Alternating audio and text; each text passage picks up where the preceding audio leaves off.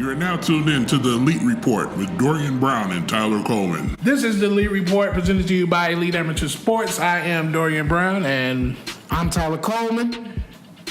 And let's get into the recap of week 1 high school football. We was at DeSmet between Hazelwood Central and DeSmet. I thought the atmosphere was pretty good. It was a decent atmosphere. DeSmet coming off the 1-9 season last year. They had a nice fan attendance. Student section was rocking a little bit. Yeah. They shouted out the Elite, actually. That was dope. That was dope. Make sure you subscribe to YouTube, Elite Amateur Sports. We will have that video up shortly. But let's get into what we've seen. Well, what I seen was Nate Martin's a QB that's a senior that's probably had a lot of growing pains at his time at DeSmet. But man, he looked good, didn't he? He looked sharp. He looked wise. He was throwing some darts. He had one interception that kind of floated, but yeah. And I'll say this: he was solid, rock solid. When I say that, he looked like a senior, and he led his team, his offense, first drive, right? Yeah. First drive down the field, a couple handoffs to Rico, got the defense, kind of moving, creeping up, and then bam, he goes to Jordan Johnson, the best 2020 prospect in the state of Missouri, probably, and Jordan Johnson. So we were sitting back and we're on the sideline and we're watching the game, and I'm talking to Dorian, and I'm like, when are they gonna throw the ball to Jordan Johnson? I look at it, they're about at the 30-yard line, and I said, they're finna throw the ball to Jordan Johnson. They threw the ball to and he went and got that. And he went and got it. It was a fade route in the corner end zone. Nate put it up high, and Jordan Johnson went to go get it. And that was the first touchdown, and they never looked back after that. They really didn't. I thought that Jordan Johnson, man, the focus on him. Yeah, when we walked in, I mentioned the focus. And he had his headphones on. He was rapping. He was looking like a man who's ready to turn the program around. Agreed. And even after the interview after the game with him, he didn't really care. He wasn't satisfied, didn't care about that game. And I thought Nate, his interview as well, I thought that he was very composed. And one thing I liked is Jordan had a great day, but he made sure he let everyone know, hey, they got some other receivers, and he don't mind getting them the ball. Don't mind getting them the ball. They're talented, and they're young. Very young. Very young. And then also Jordan Johnson mentioned on Twitter, which we have to give props to the DeSmet defense. They were absolutely amazing. They were flying to the ball, hitting hard, couple sacks. Carter Edwards had 2 sacks. Yes. Joe Jansen had 9 tackles, and Linnell Carr had 5 tackles. So they were flying around, man. They were flying to the ball. And granted, Hazelwood Central is not as talented as they were last year. They lost a lot. They have a lot of young pieces, so they'll get back to somewhat of a Hazelwood Central, but it definitely won't be what we're used to seeing with the Hawks. Hazelwood Central, I think they're going to be okay. The reason I say that is they played a team that was very, very hungry, a team that needed this week 1. They had to come out like that. Coach Steeples had those guys ready, but that game, that meant something to them off the rip. Coach Davis and his guys, they're gonna figure it out. It's gonna take a little bit of time. New system, new guys, new roles for some guys. So I think they'll be fine. I think it's just more of you seen DeSmet hungry.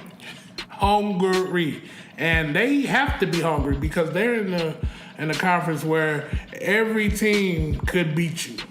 And just want to give a quick shout out to the head coach at DeSmet, Coach Steeples, man. He is first, he's wise, but I love his composure. I love the swag he gives to the guys, lets them kind of be themselves, but also making sure that they understand that it's bigger than just you. It's about the team, and I think that's why I could see them being successful. Yes, he has definitely put a stamp on the Smith football program. They go by the name of Mad Men, and they call themselves D-Block. And they trying to impose their will on their opponents, and I feel like they're doing a great job of taking the next step. I'm not going to say that they're completely all the way back to when Deron Neal was playing, but I will say this.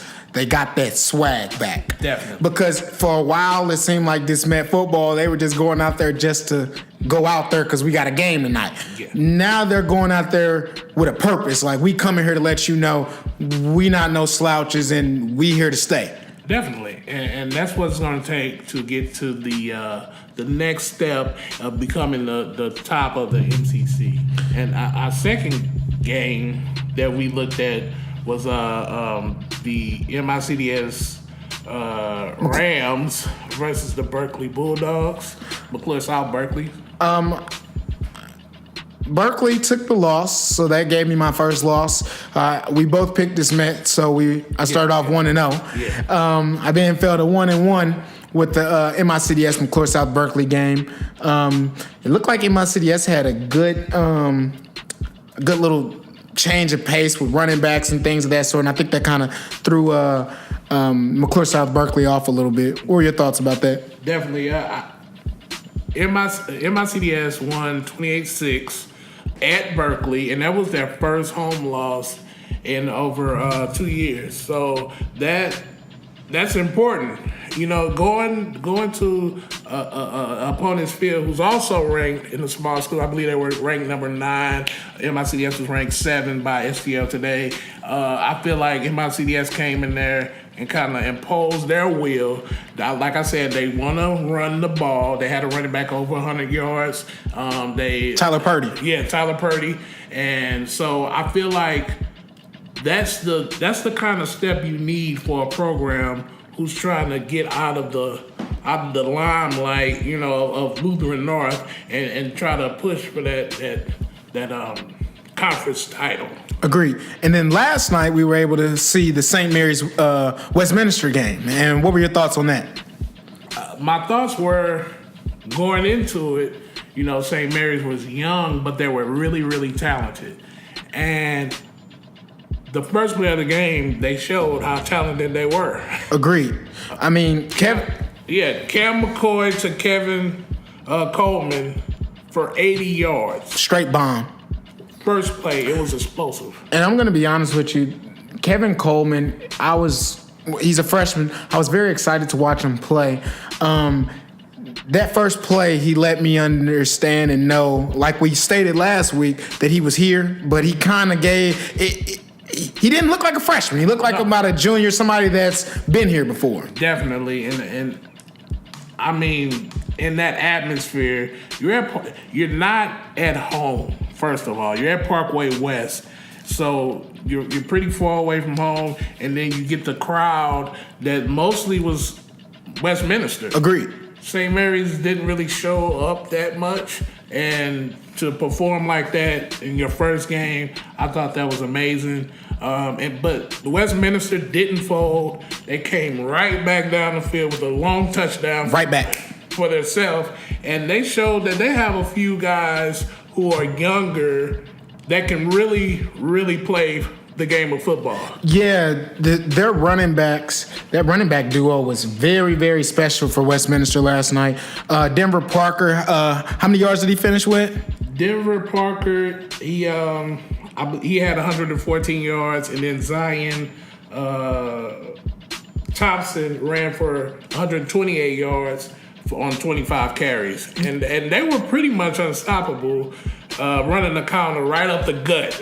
And Zion and Denver, they're a nice combo, but the thing I like is they run low and they run violent. Yes, violent, and also, too, they can make you miss. They can. That was the thing that I like. I seen a couple jump stops by Denver, and I seen some.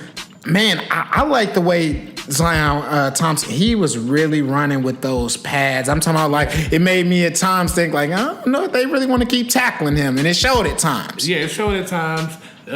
Nothing really too explosive. It was 5-6 yards a pop. Bang, bang, Strong, bang, bang, bang. Moving it right down the field, and it was pretty much easy. I think the coaching held them back a little bit from really blowing them out, because I would have kept running the ball until they stopped it. Yeah, Westminster had. I remember. I think they had like 2 interceptions in the first half, but they were close. Like they were both like 30 yards. And yeah, I know one was in the red zone for sure, and then one was right around the 35-yard line. I would have liked to seen them run the ball 40 times. I mean. They did run it 50 times, though. I mean, in the first half. Oh, yeah, I got you. You know, because it was so much success. It was. I don't think they got tackled behind the line of scrimmage at all the first half. Agree. St. Mary's is a team. I'm not really worried about them. They're young. This is going to be a lot of experience for them. I know Coach Bethany is going to have those guys ready week in and week out. Right now, they weren't very deep. So that was the thing that I seen. And they weren't very big up front, but their play call is like their offense was running like some NFL stuff. That's the thing that I liked. And the RPOs was definitely there. Spread them out, throw the ball around, even run the ball. So they definitely had some glimpses of success, but they couldn't. You know what I mean? Yeah, they'll be there. Cam, I liked him. I thought that he played pretty good. He had to. At times they were behind the yard mark, so he had to kind of force some things at times. But other than that, they got into a lot of long third down. They did 3rd and 18, 3rd and 15, and that'll kill you every time. You can't win like that playing behind the ball, so to speak.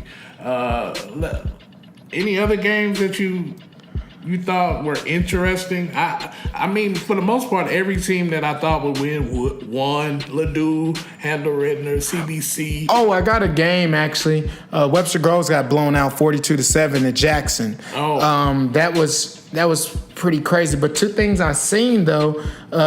One of their players didn't play, and I didn't. Jacoby Banks and Jaquan Connors, I didn't see those 2. I didn't see their stats in, so I'm not sure what happened with that. But yeah, and Jackson is always tough. Yep. They're always tough. They always seem to have a tough team. So I'll be looking forward to seeing what Webster Groves does next week. Yeah, and the craziest part is Webster actually plays Hazelwood Central on Thursday at 4:45. So they're both coming off losses, so I'm curious to see who's going to be able to get that W. Hey, it's the battle of the defeated. That is true. Let's get into the impact players, man. It was some guys that Impact players. We talked about him last week.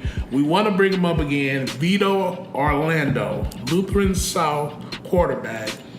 He went for 14 of 24 with 239 yards, 4 touchdowns, 2 rushes for 50 yards. One was a big.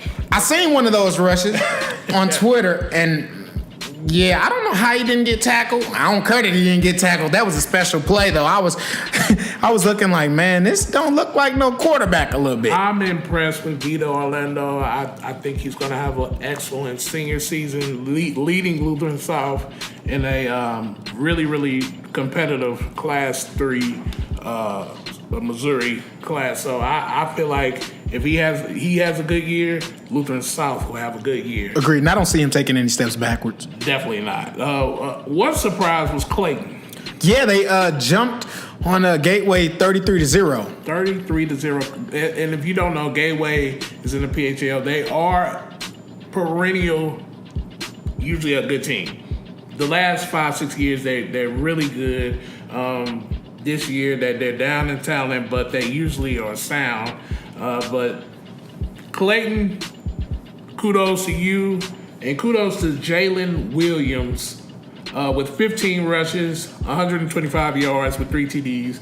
I'm impressed. I was impressed. We were. It's funny. We were at the Dismet game and we looked and I seen that Clayton had jumped out early. I said, "Whoa!" I was a little surprised by that, but they look like they must kind of be a little real. I kind of want to see how they do in week 2, and I want to kind of keep an eye out on those guys. We'll definitely keep an eye out on Clayton Greyhounds, and also next week we'll see this team, Chaminade Red Devils. They just came off of a win over Belleville East. They won 45-31, so that was good. That was really good. Belleville East is a team out of Illinois in a very tough Southwestern Conference. LJ Fortune, the running back for Chaminade, had 29 rushes, on 214 yards.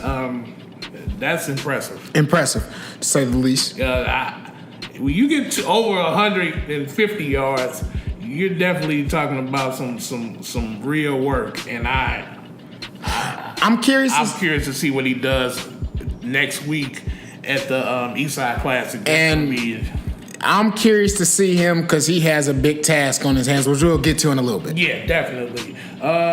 Next we have Jordan Johnson. We already mentioned him. He ended the game with 4 receptions for 169 yards and 3 touchdowns. That's an average of 42 yards per catch.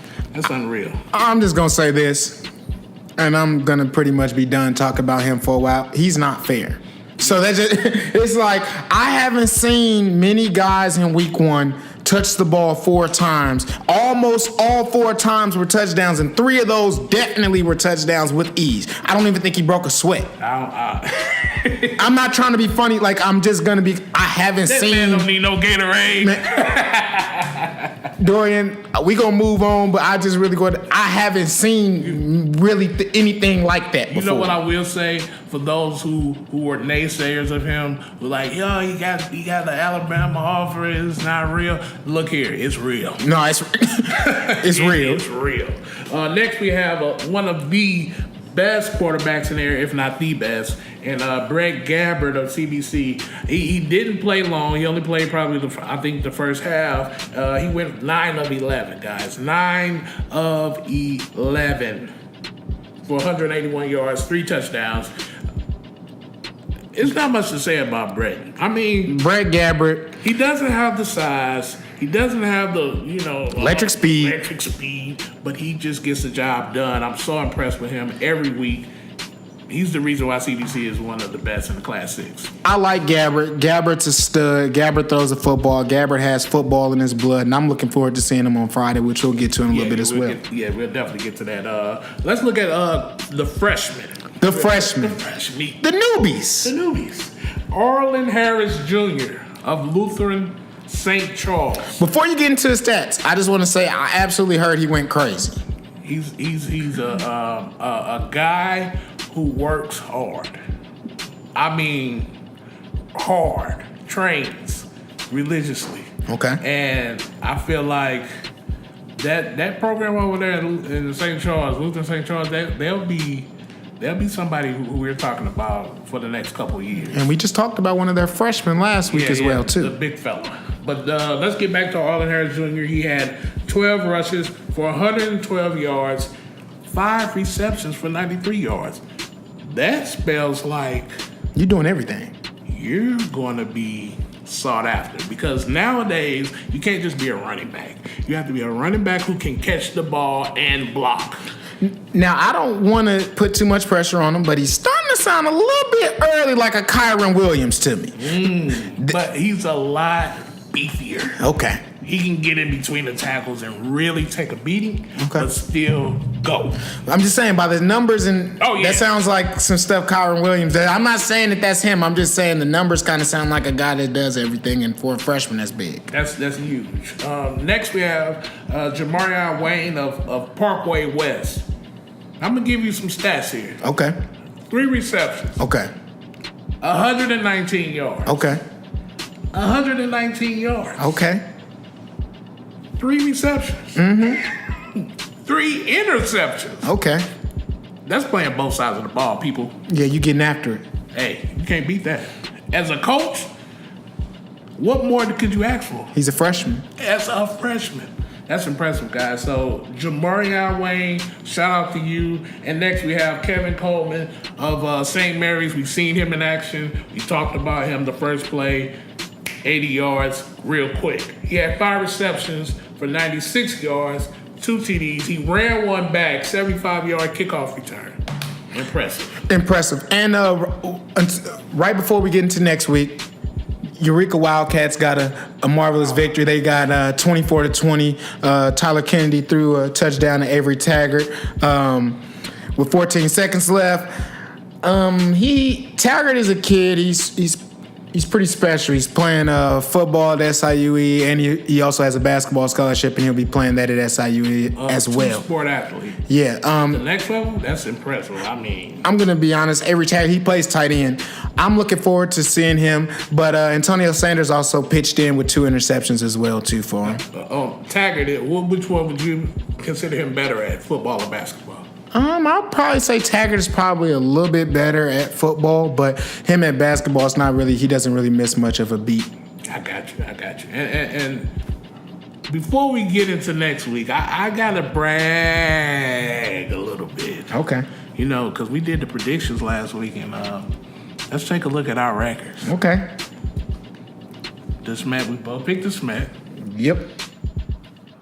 We both picked St. Mary's and lost that one. Okay. And then the tiebreaker was MICDS and McClure South Berkeley, which you picked. McClure South Berkeley. And I picked MICDS. So I'm 2-1 this week. You're 1-2. How do you feel about that? I ain't tripping off of nothing that this man talking about. I'm finna ring off like 18 of them, so he not talking about much. People. Wait. He said he was gonna ring off 18 straight. We're picking 5 this week, so this week is important for him.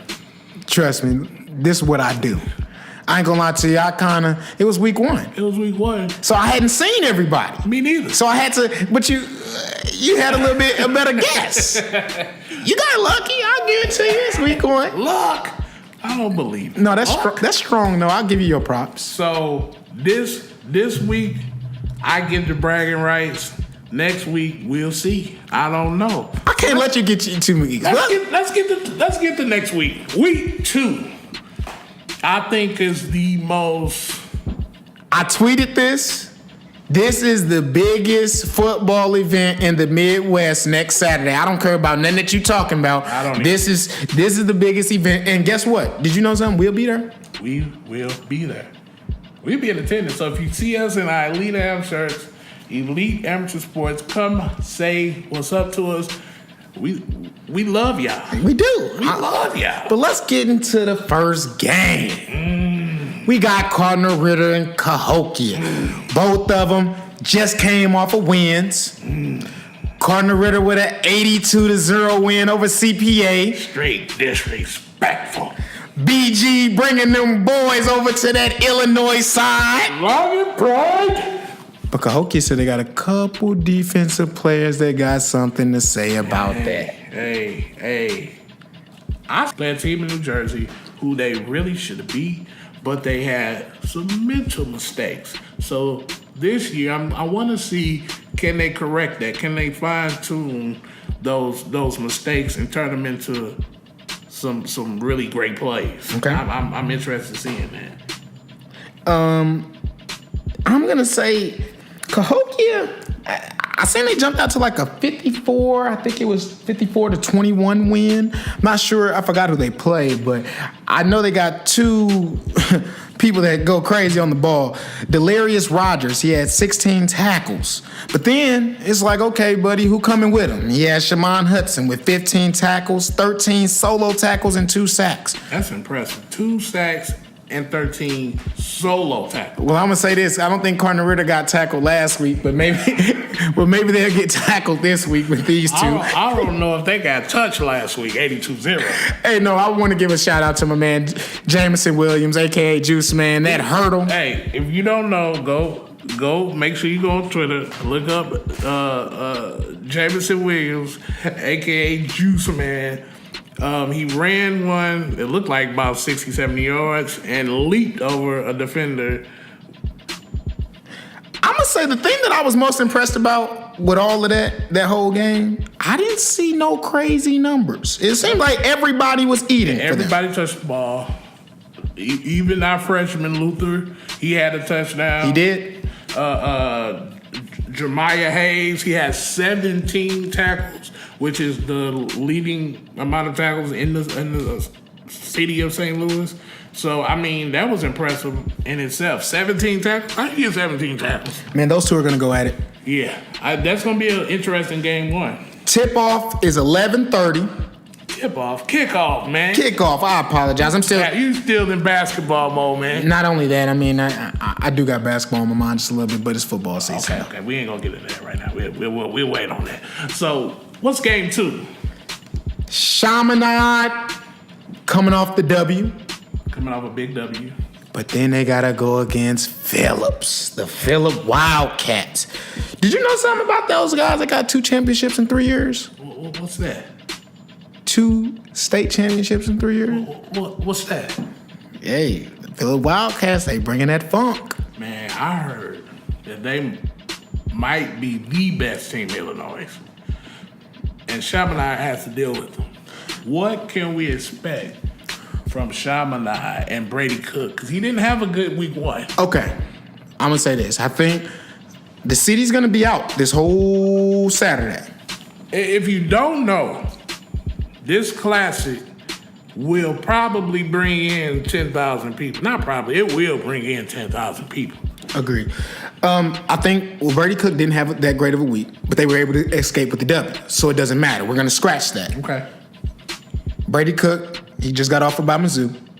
Okay, I wouldn't be surprised if Mizzou shows up to the game. Last year they showed up. No, 2 years ago they showed up. And I wouldn't be surprised. I mean, there's going to be a lot of D1 talent. I wouldn't be surprised if Mizzou showed up. I think he's going to try to put on a performance. I know Illinois will show up. And another thing is I know Fortune is going to be in the backfield, and I think he's going to be ready to run that football for him. So with that being said, if Brady, I mean, they were able to escape with Brady not even having his best game. So with that being said, that was Belleville East, but he's going to have to bring his A game to play against Phillips. Yeah, he's going to have to bring his A game. What's going to have to happen is, 1, they have to make sure they control the line of scrimmage. Offensive line has to be dominant and on point next week. 2, LJ has to repeat what he did the week 1. He's going to have to. He has to be the main focus. And then 3, Brady Cook cannot throw an interception. Not one. He can't throw any because of one mistake and it's over. I think that I know that Phillips, from what I've heard, I haven't seen them yet. So I'm very, very, very intrigued to see those guys play football. I'm just going off of what everybody has told me so far, but I can't wait to see. But I heard that they don't play no games up front, and they will punch you in your mouth. They're the men amongst boys, so to speak. What's game 3? Game 3, the Lutheran North Crusaders. And they're going to go against Homewood. I don't know how you actually pronounce this. Flossmoor or Flossmoor, or how do you pronounce that? I don't know. Illinois, tell us how we pronounce it. Make sure you tell us, email us. Well, let's get into the Crusaders. They just played another Illinois team last week. Yeah, Chicago. Nazareth Academy. Mm-hmm. They failed 20-6, but from what I understand, I heard they had a couple miscues. I know they're going to tighten that up. Yeah. I know Coach Reed is going to have those guys ready to play football.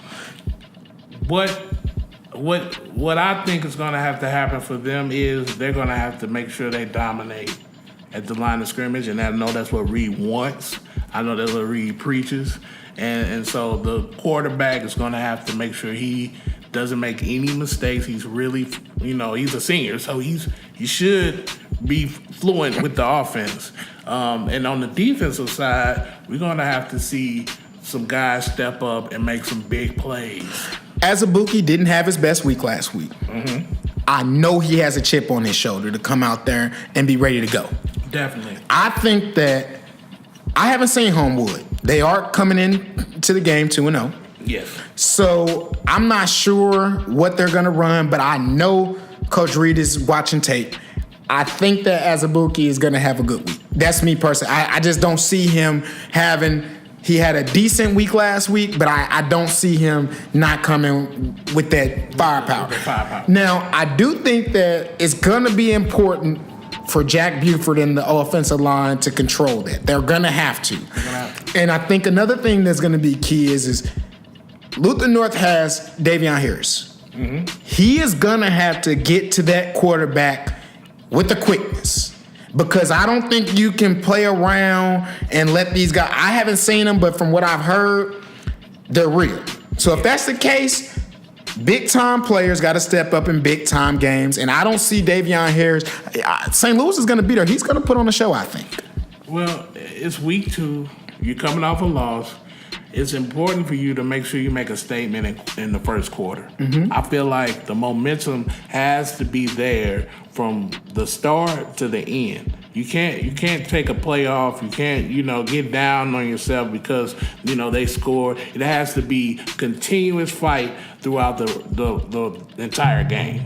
So we'll see. It's only time will only tell. All right. Well, let's talk about that matchup. The matchup that everybody's interested in. East St. Louis Flyers. Trinity Catholic Titans. Both come in 0-1. 0-1. Who gonna be hungry? I feel like both teams are gonna be hungry. Well, but who's gonna eat the chunky soup? Well, let's get into it. Trinity just came off of a loss to Colquitt County. Yes. 42-14. A powerhouse down in Georgia. I think they're like top 20 in the nation or something like that. Look, Trinity has so much talent. So much talent. But you're going to have to win at the line of scrimmage. And can Mr. Henry lead the squad to the promised land? And the promised land is beating Eastside. Well, I'm going to say, and Eastside's coming off a loss to Detroit King, a team in Michigan. Yes. They lost 52-38. So they competed pretty well, it seems like. Yes, Tyler Macon, the quarterback, had a decent game, but he did throw 2 interceptions, no touchdowns. That has to flip. Don't you think this game's a little personal for him? It's very personal. Why is that? Because he was a Trinity Titan last year. He started off with the Titans, and then he transferred over to East St. Louis, and now they're going to bang Saturday night. What time does that start? It starts at 8. It starts at 8? I believe so. Ooh.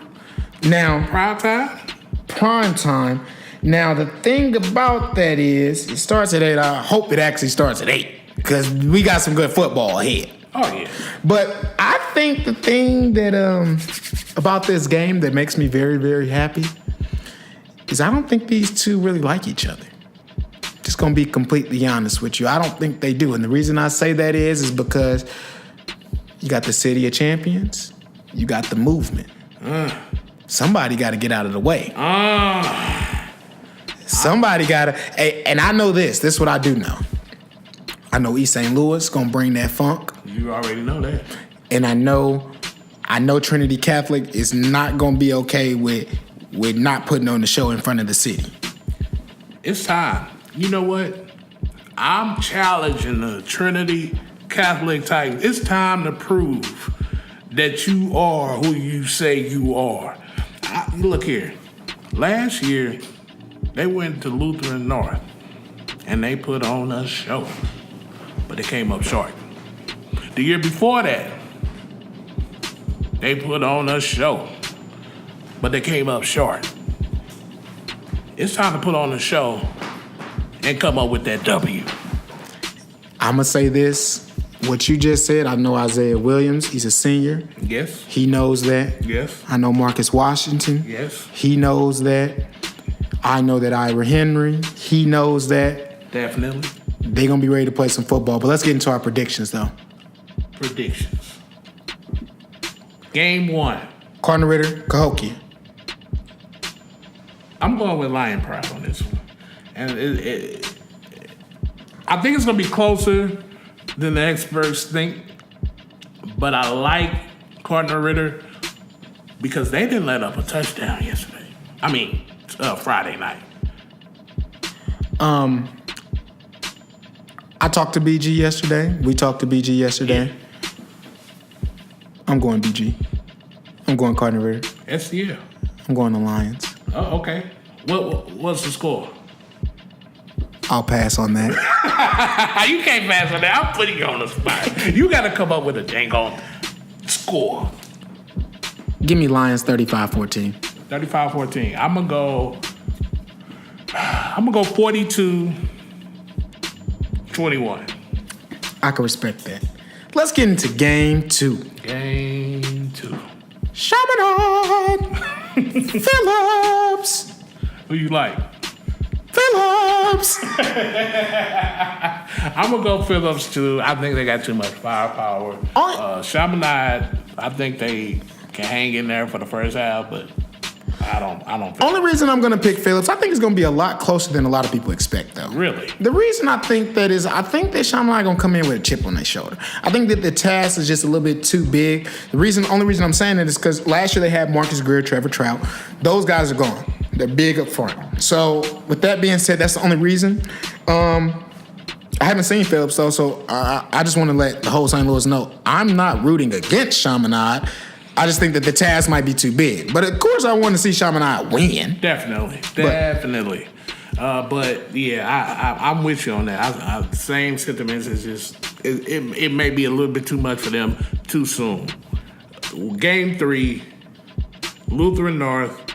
Coach Reed, Homewood. Who you got? I like Homewood. Lutheran North offense they might struggle a little bit. Homewood has a really strong defense. I just can't see them beating them week 2. If this was week 9, it'd be a little different. But Lutheran North has some young pieces. Like they have some freshmen who's playing significant minutes, sophomores who playing significant minutes. That makes spells for trouble, especially in the lights. We talking. This is what 5 or 6 o'clock start. It's gonna be 7,000-8,000 people in the stands all at once watching you. It's gonna be some nerves. So I'm going Homewood. I'm gonna say this. This is hard for me to pick. I like Lutheran North with a passion. I really do. I think this is going to be crazy to say because a lot of people disagree with me, but I'm going to pick Lutheran North to win state in Class 2. Mm-hmm. But I know that they're going to have a lot of growing pains, so I'm going to go and put Homewood.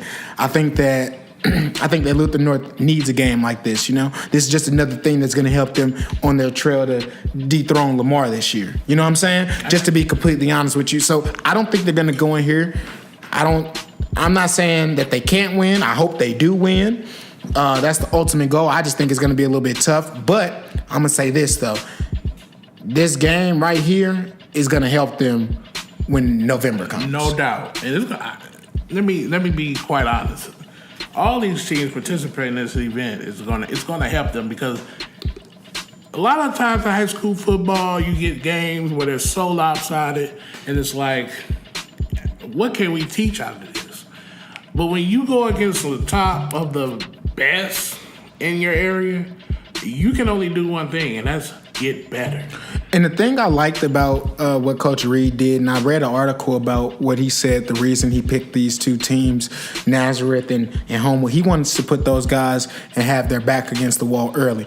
Now, this is the thing. They had their back against the wall last week. Mm-hmm. I'm curious to see how they respond. If they come in here and get this win, though, man, that's going to be special. Just for St. Louis, but I don't think that... If they get this win the Crusaders get this win in week 2, you can bet your bottom dollar they're going to be feeling themselves. And when you feel yourself, the momentum starts to creep up. You start to feel like you're invincible. You start to get that increased, testosterone, and you hitting people.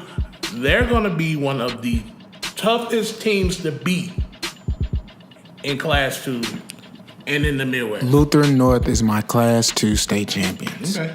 They will dethrone Lamar. Okay. Coach Reed will hoist the trophy. Okay. Cardinal Ritter and Trinity are not in that class anymore. He's ready to play ball. I think they get it this year. And I think it starts by these first 2 weeks. Definitely. Now. The primetime game. Prime time. Trinity. Eastside? Eastside. Who you like? City of Champions or the movement? I'm gonna predict this one first. Go ahead. I love the movement. I love the City of Champions. But only one team can win. Okay. And I'm going with Eastside. And the reason why I will go with Eastside is because I think that they can control the line of scrimmage and control the game. They can keep Trinity offense off the field. Use that clock, run the ball, and squeak by a really talented Trinity team. 26-24.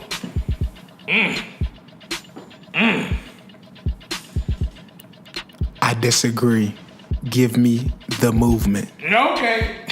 The movement is coming to the City of Champions. Isaiah Williams will be special. Marcus Washington will be special. It will be a dogfight. Give me Trinity 35. Give me East St. Louis 30. I think that they have grown up from week one. Okay. No one likes to be punched in the mouth. Okay.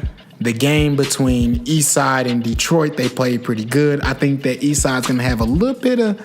I think they're going to kind of downplay Trinity just a little bit. I think they're going to be ready for the game, of course, but I think they're going to downplay them, and I think Trinity's going to be ready. But it's going to be a dogfight, though. That's no doubt. That's no doubt. It can go either way, in my opinion. I feel what you're saying. I just like the champs. Oh, and I'm tripping. Mookie Cooper. He's about to go dumb this week, I think. I'm sorry. Who's your player of the game? Mookie Cooper. Marcus Washington probably is coming second. Isaiah Williams will be throwing them a couple touchdowns. You know what? I like the sophomore. Tyler Macon, I like him. Strong arm, nice size, good presence in the pocket. I like him to lead the Flyers in the battle of the battle. This is the biggest game of St. Louis this year. This is like the Lutheran North Trinity last year. Unfortunately, we don't get that, so this is the closest thing. This is the closest thing we got. Friday night, we're going to CBC, the Cadets, versus Edwardsville Tigers, a talented bunch.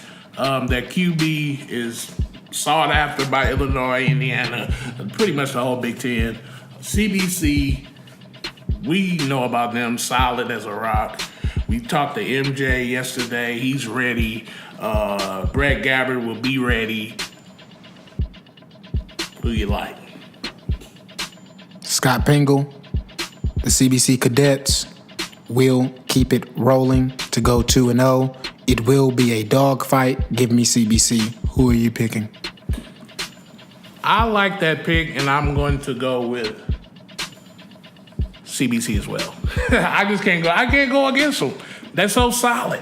Hey, this game last year was really good, but CBC was able to pull away just a little bit, so it's going to be... At Edwardsville. Yes. This year is at CBC. We going to be there. We going to be there. Week 2. Coming up, week 1 is finished. We want to thank you for tuning in last week to the Elite Report. I'm 2-1. He's 1-2.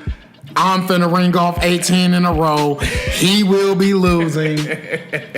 I don't know. We'll see. People, make sure you subscribe on iTunes, Spotify, Google Play, or you can always go to EliteAMSCL.com.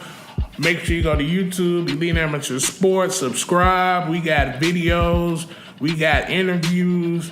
My man Tyler Colvin is the best. He's the Bob Costas of high school football, people. Get ready.